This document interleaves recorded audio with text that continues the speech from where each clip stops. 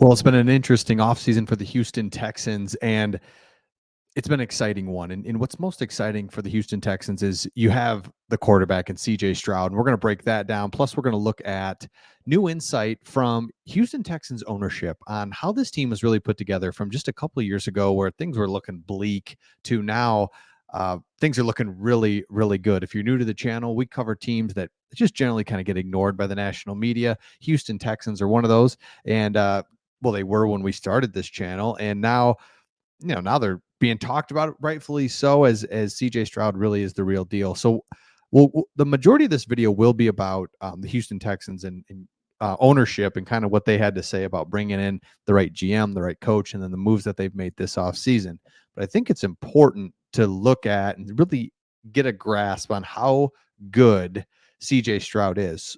And what you'll notice in this list, so it's like just basically a power ranking of NFL quarterbacks. And what I was amazed to find was there's 8 really good quarterbacks. After that, it's like, yeah, you can make the case, maybe, there's arguments, but there's 8. And you, Houston Texans fans, have one of these quarterbacks. And so it's just a leg up. It's an advantage.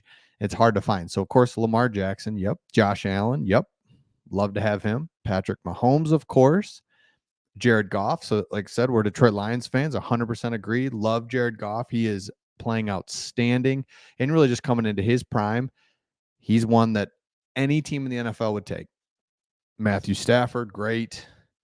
Dak Prescott, yeah, right. You kind of look at like, would every other team take him? Absolutely. Brock Purdy, and then number 8, CJ Stroud. Okay, and so you have one of the 8 quarterbacks that every team in the league would take. I'm not saying in replace of your quarterback. I'm just saying if you didn't have your quarterback, you were sitting there without a quarterback, you would take all day those top 8. And then after that, it's like Tua. Yeah. I won't go through all these, but it's like Kirk Cousins. Yeah, but they're kind of like, yeah, buts. Baker Mayfield. I don't know. Jordan Love, maybe could be good. We'll see fully. Like that's the difference between Jordan Love and CJ Stroud. Jordan Love could be something, but we just know nobody debates CJ Stroud is going to be is good. It's not, he's going to be. Joe Flacco, Jalen Hurts, I think he's good. He kind of runs. He can quarterback sneak it really good. Trevor Lawrence, he's good, but you get my point. Joe Burrow, good. Justin Herbert, good. Anthony Richardson, I don't know. So point is, number one, and I've made this point this whole offseason, is you can look at and be excited about all the moves, as you should be, but the real story is you have a quarterback for the next 10 years minimum that's just outstanding. But really for these next 2-3 years, he's on his rookie deal. So it's just exciting times if you're a Texans fan. Okay. McNair and his wife, Hannah, spoke to reporters, and this is just recently, and they said, when they were looking to hire the right coach, it's like we knew we had Nick Caserio. We had to find really the coach to match the team that he was building.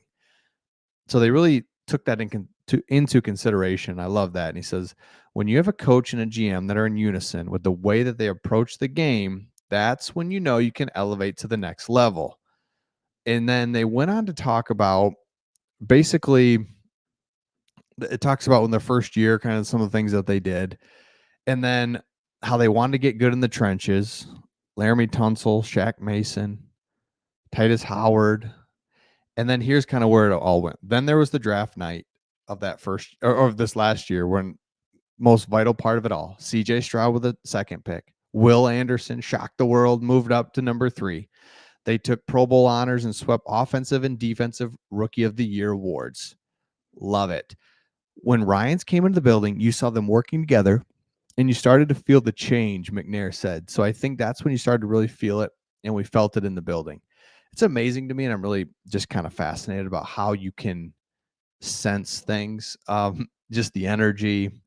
D'Amico Ryans, I was like, yep. First press conference, yep. Love him. Love his energy. Love his just smile. And it's like, I like this guy. And so I'm so cool. It's so cool to see it working. Now, here's how it is. Fast forward to 2024, and you kind of put all this together as they've been building quarterback. Here we go. All of a sudden, next thing you know, you've got Stephon Diggs b- by just acquiring, and all you did was send a 2025 second round pick via the Minnesota Vikings that you made a trade earlier for. Beautiful. It's just like, yep. And then you voided the final 3 years of his contract, increased his base salary to guaranteed money, and you said, okay, Diggs, you've had a history. So not only the trade, beautiful. Not only do you trade, but you get a good player, beautiful. But the next thing you do is you're not locked into a long-term deal with Diggs because he's had a history of problems. So it's not just acquiring players, but can you do it at an economical rate or a way that makes sense? And then from there, they even took it a step further. Hey, we'll give you even more money just for 1 year. That way we know you're going to play hard, play right. It's a contract year, but if you're weird, man, and you're like a problem, then we only got you for 1 year. We don't have to worry about it. I love that. Danielle Hunter, hello. Like Danielle Hunter's so good. 2 year, $49 million deal. And again, you can spend more for a shorter term because you're in Stroud's rookie window. And you don't have to give Danielle Hunter this huge long-term deal and be locked in. You get a linebacker that's coming off a career high 163 tackles. You get Joe Mixon. And we made a video about this. Remember all those running backs that were going off the board that were just going to be kind of, Saquon Barkley and what's his name that went to the Ravens. Henry. It was like, okay, I just don't think we want to spend a lot of money for that. Joe Mixon falls into their lap. Love it. Next one. Okay, so they did lose some players, right? And they talked about that. But Cassari and Ryans are working well together. And I think that collaboration is going to take us a long way. I can't wait to see you the rest of the season. So the interesting thing and why I bring this up is because the Detroit Lions did the exact same thing. Dan Campbell, Brad Holmes, they love each other and it works together. And I don't understand why you wouldn't want that synergy, that complementary partnership, head coach, GM. And then you get the third element, which is the quarterback. I mean, you can take big swings. You can go after a Danielle Hunter. You can go after a Stephon Diggs. If you've got a middle of the road quarterback, Matt Schaub, you're like, okay, it could work. It'd be good to get him some weapons. And it just doesn't. You know what I mean? And versus, boy, CJ Stroud, this is all going to work. So let me know your thoughts in the comments. I love that they brought in all the players that they have, and it's going to be an exciting season. And make sure you subscribe if you haven't. And we'll see all of you on the next one.